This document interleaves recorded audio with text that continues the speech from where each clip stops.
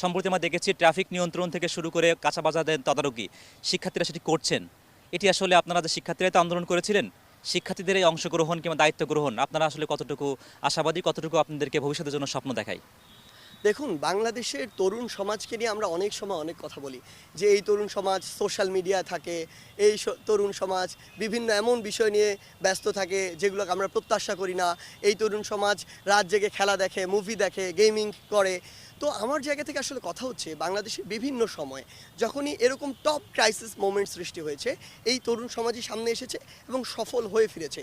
18 কোটা সংস্কার আন্দোলন কিংবা নিরাপদ সড়ক আন্দোলন কিংবা এবারের এই যে কোটা সংস্কার আন্দোলন কিংবা স্বৈরাচার পতনের আন্দোলন, সব জায়গায় এখন এরপরে আমরা যেটি দেখেছি আসলে যে তরুণ সমাজ বর্তমানে রাস্তায় নামছে, পরিষ্কার পরিচ্ছন্নতার কাজ করছে, অসংখ্য কাজ করছে। আমার জায়গা থেকে একটি কথা বলি, তরুণ সমাজকে না আমাদের কাজে লাগাতে হবে, তাদেরকেও স্কোপটুকু করে দিতে হবে।